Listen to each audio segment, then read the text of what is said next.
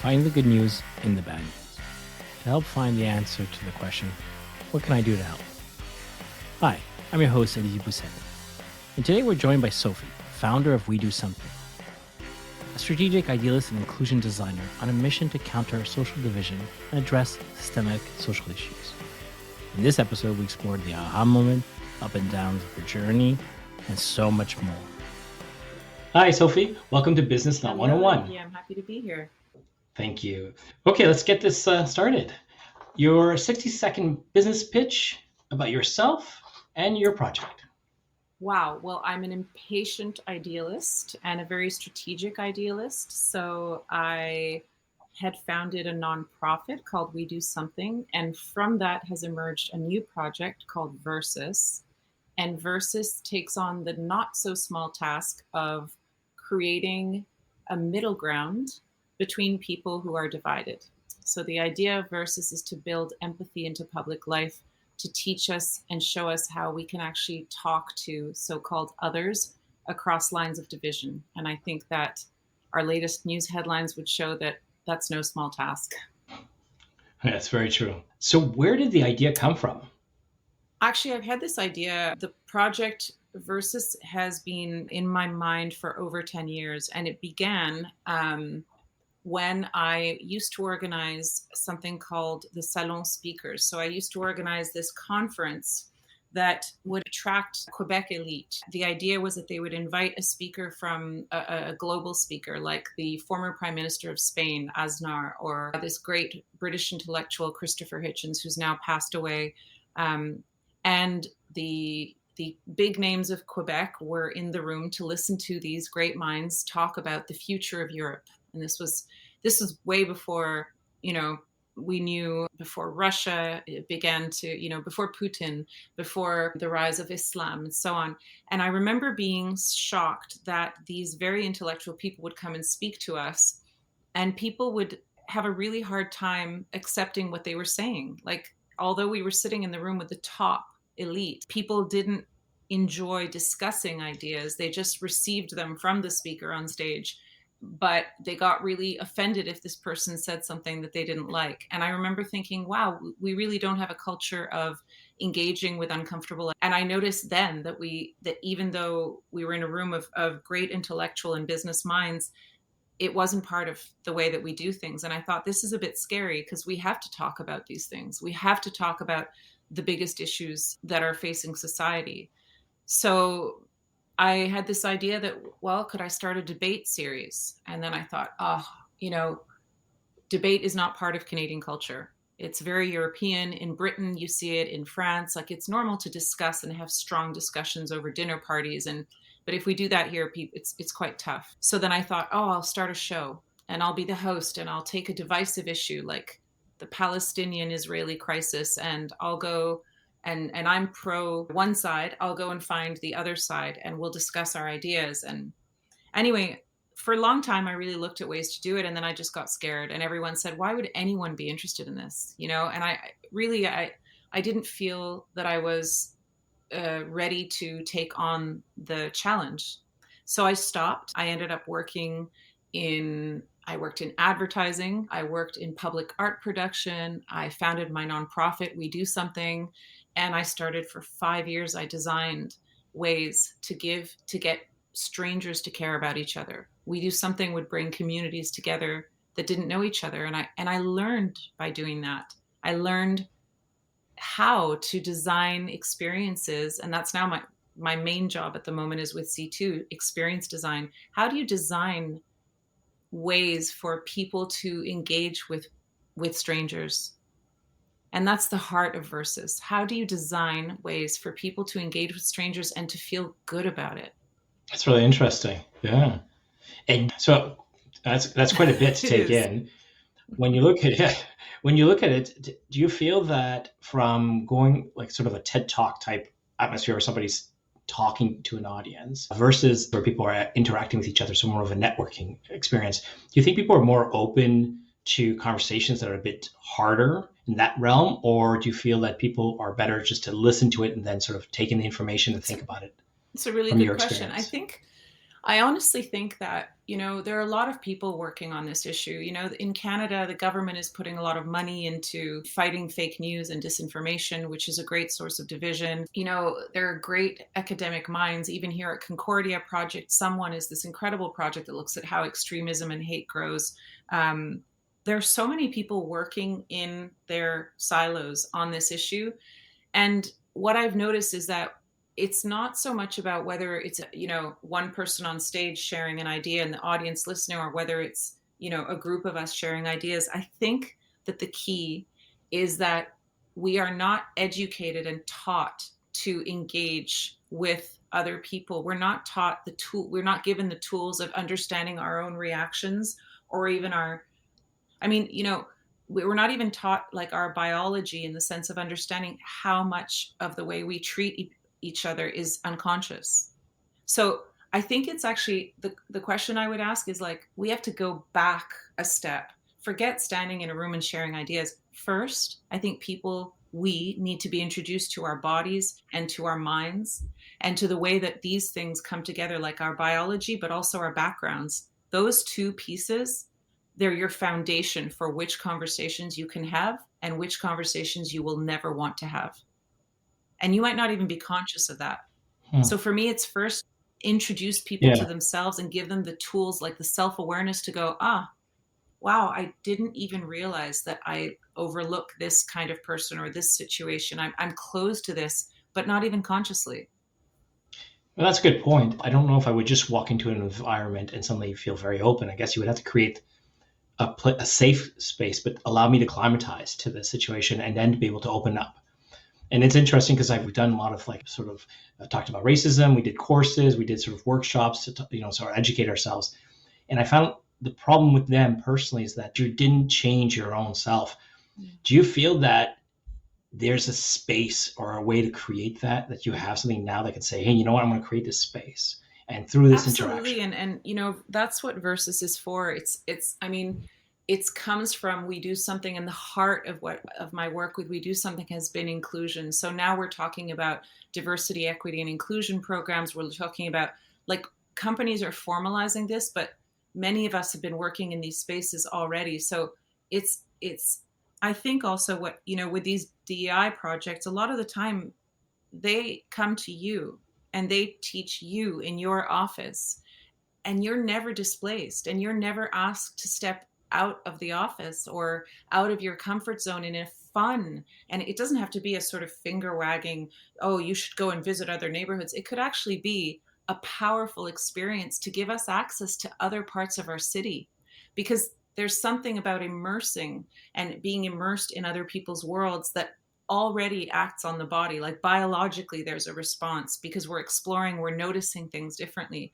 So although I'm sure there are so many great programs out there and I have nothing negative to say about them, I believe deeply in storytelling.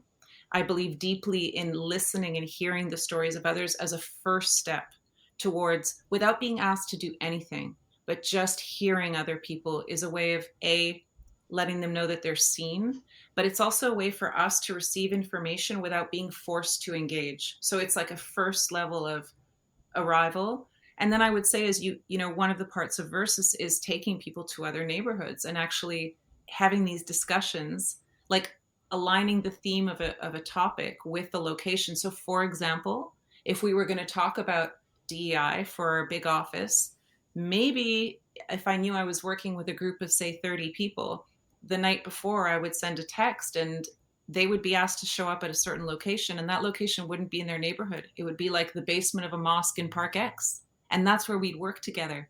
But it's to make it like playful and a little disorienting and a little, oh my gosh, what are we living? Bonding the team.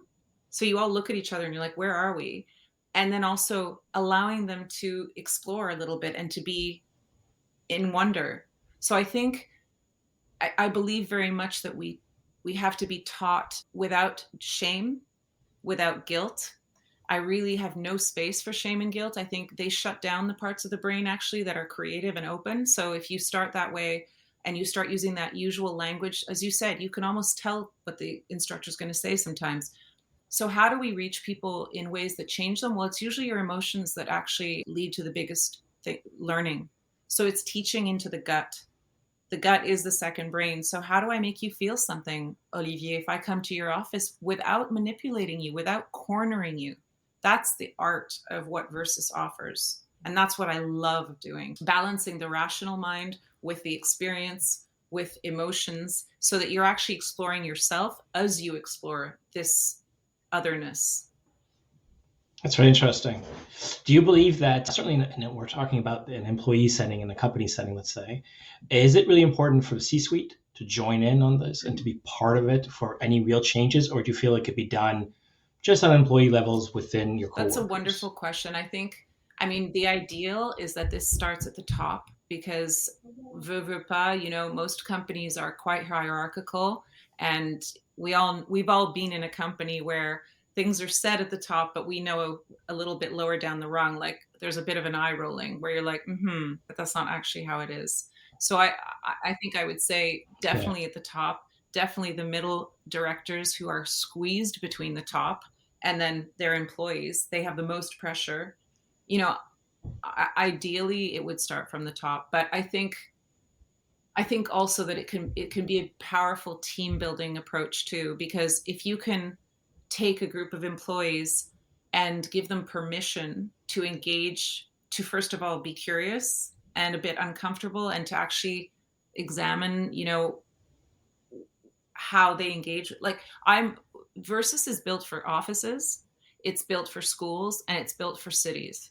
And the idea is that if you take Versus into an office, we're here to either help you dig deeper into an issue exists. Like, let's say, why isn't the DEI working? Why are my employees quitting? There's so much attrition right now. What are the issues with our culture? Like, we're doing everything we can. Or it's to bring Versus into an office to actually dig up what you haven't figured out, because something's not right. Your employees might not be happy. So we're also there to help. But the idea is to make a space to have these courageous conversations.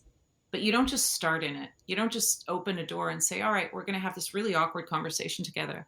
There are 3 workshops, and it's really first build trust in yourself, expose you to who your own mind and your heritage. The second part is understand your media consumption. Like, how does your information diet either constrain your worldview or expand it?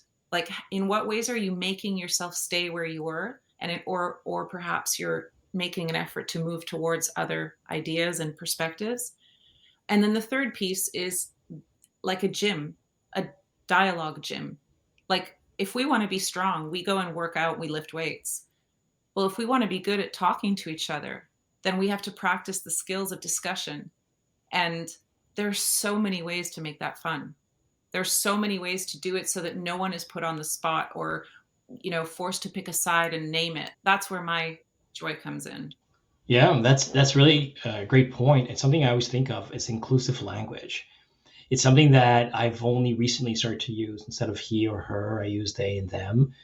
It's something that you don't realize the impact, because at the beginning for myself, I felt I was almost a fraud using it because I didn't understand it fully. And I actually had to go on LinkedIn, find somebody who had he or she and her, and ask, what do you use this for? What's the purpose of it? And it was a really strange conversation. Well, I found it important. I was like, why is everybody putting this on their profile?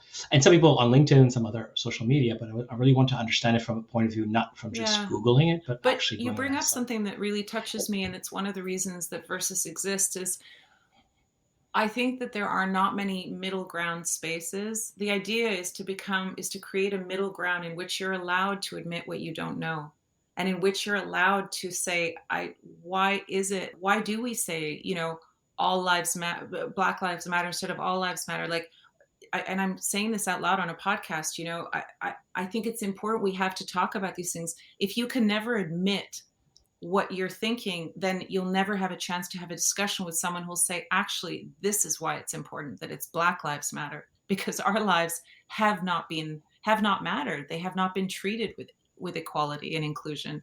But, you went and sought out this information about gender pronouns. Good for you. I mean, it takes courage to be curious, and I'd like to reward people's courage and make it like really satisfying and nourishing. Like this is a safe, not a safe, a brave space for us to go a little further towards one another.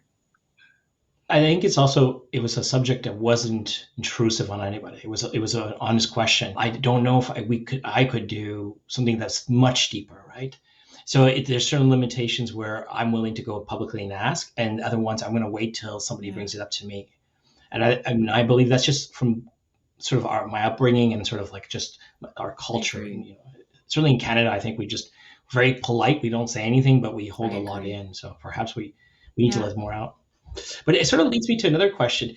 If you, when you started all this, if you can go back and leave yourself a 30-second voicemail from you in the past to say, hey, be careful of this or do this instead, is there anything that you would say to yourself? Actually, I mean, yes and no. Like, yes, in the sense that if I left myself that sort of watch out for this voicemail, it would be, you know, I would actually say to myself, you are really like you have a special perspective, Sophie. Like I come from, my father was a war correspondent. He lived, I was born in Rome, brought up in the middle of a civil war in Argentina, then here, and then he went to Lebanon to cover the war. He went to communist Poland. He went to India. He went to Cyprus. So that's where I spent my breaks, my holidays. So and all my family is everywhere else, and we're all immigrants. So I think in some ways I didn't trust my own perspective, like this outsiderness. Although I have all the privileges, of being a white woman, I also have the perspective of an outsider, and I should have trusted that earlier, and trusted my intelligence and my abilities. But for all the reasons that we know, that thank God for therapy, that it digs up, we don't necessarily, we're not kind to ourselves. So that would be my voicemail. And the other one would be, it was good that I took this circuitous path. All of the jobs I've had, have built me into the person who can sit in a room and who can, I can help, you know, I remember giving a talk at Sid Lee. I can make 450 people like cry, but with joy, not by making them sad that they're bad people, or so this is my superpower. I wish I'd realized it and taken it seriously earlier. That's a great point. And that sort of leads to another question is what makes you unique as an entrepreneur, but also as a person?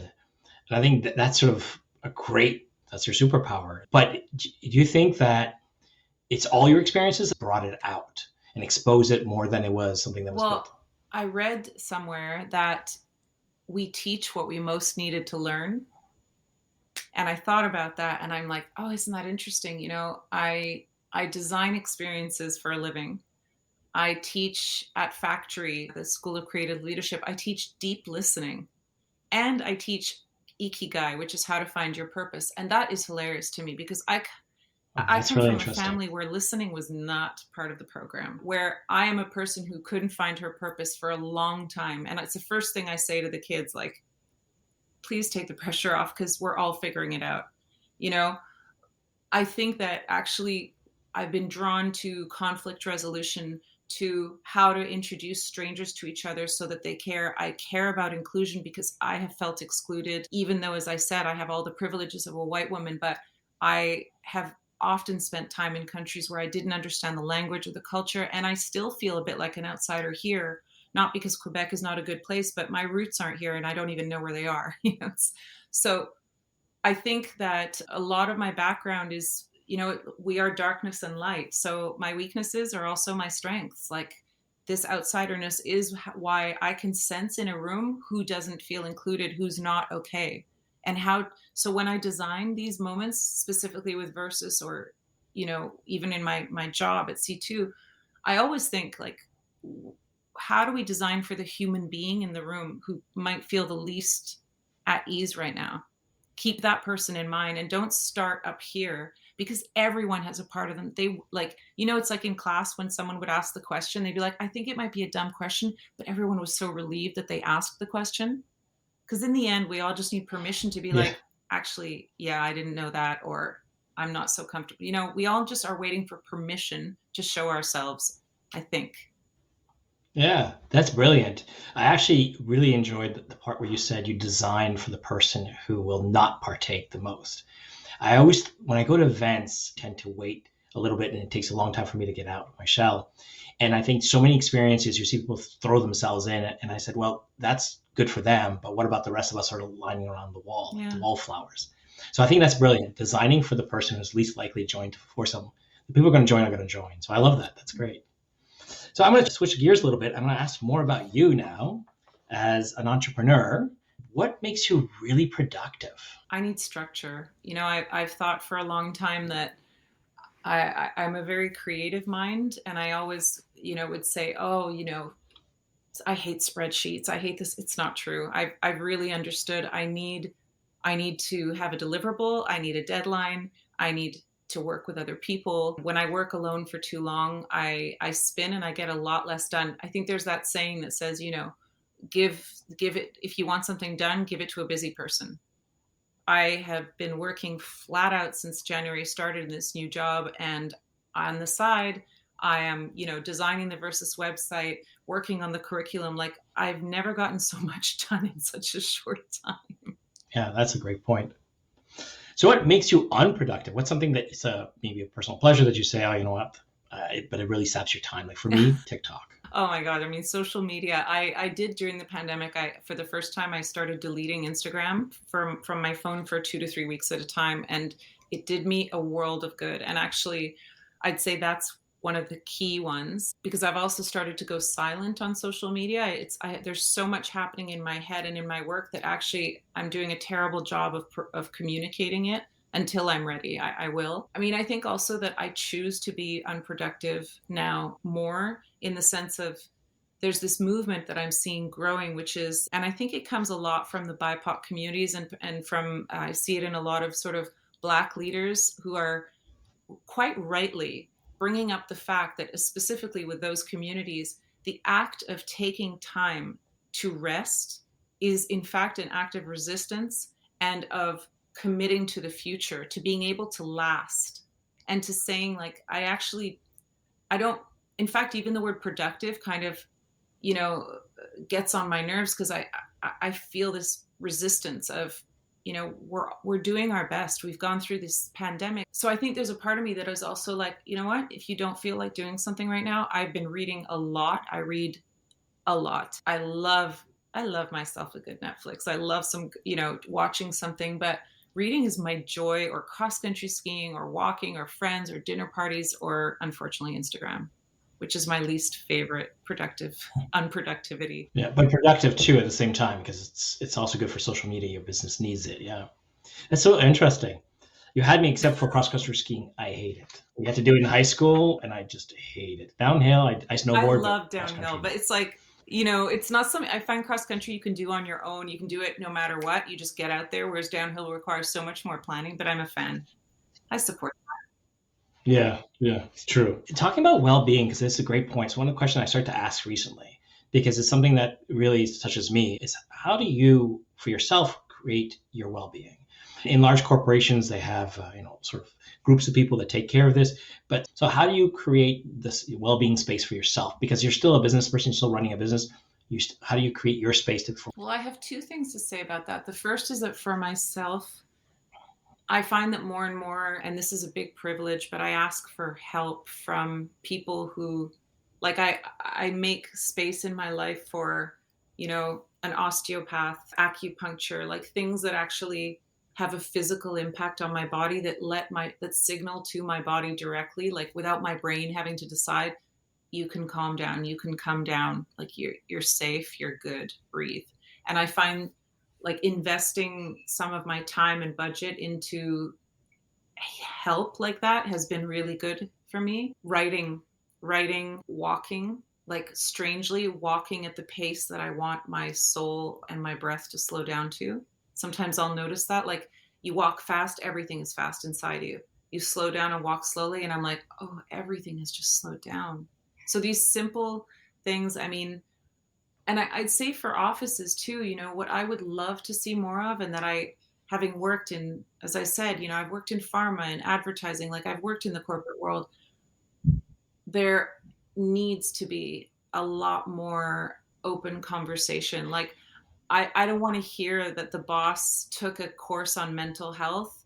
Um, I'm glad they did, but I would, to your point, like we want the executive suite to take these courses that help. But what I'd like is for them to send an anonymous survey to all of their employees asking 3 or 4 questions like, what's keeping you up at night? How are you doing? Who are you taking care of other than yourself? And making those anonymous answers the basis of a group conversation, because then no one's having their finger pointed at them. Like, I'm not saying, Olivier, I heard that you are going through this. It's, well, here's some of the stuff we learned from you guys. So we invite you, if you want to use that, as it becomes a beautiful basis for discussion.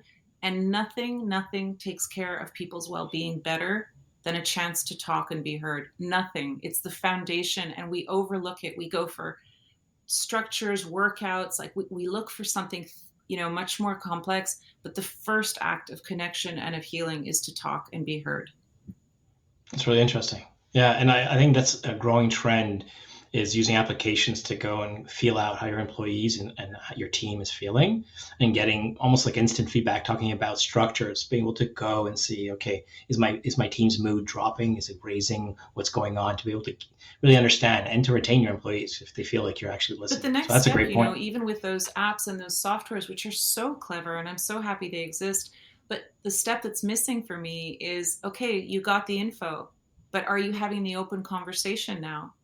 Because often we just gather the info and we put in another coffee morning or another really well-meaning thing. But really, it's like, just listen to us. But it's That's not interesting. and it's just data until you use it for people to. Yeah. And that's how you create a real culture and a real sense of connection and stay. Is I spoke, I was heard. And again, if you have anonymous feedback, then you can bring up what the feedback, and I've done this with groups online with 50 people. Like, I got them to do a survey, and then we talked about it, and in doing that, people start to share more and more, because it's not specifically them who have been named as giving that feedback. It's a safety zone that you create. Yeah, I think it's important. That's great.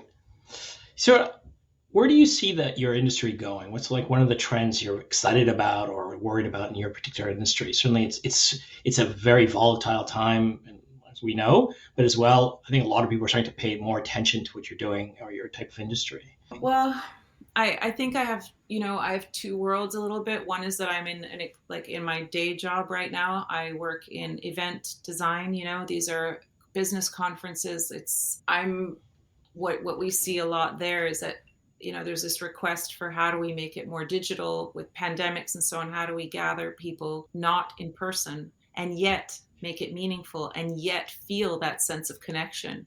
That is one of the biggest challenges, is how can we use new technology in ways that doesn't make technology the point?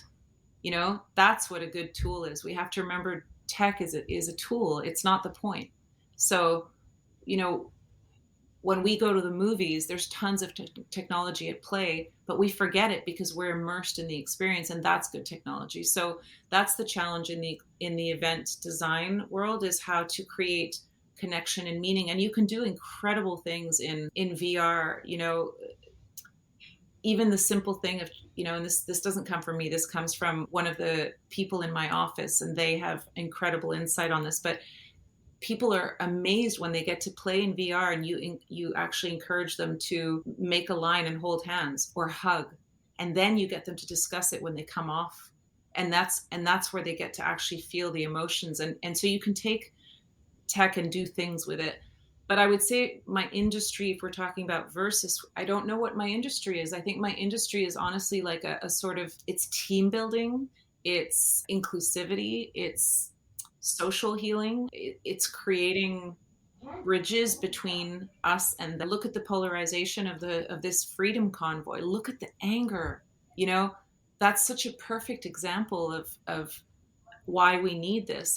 I see one group who feels like this is a trahison, a betrayal of everything we've been trying to achieve for almost 3 years. Like, let's just get through.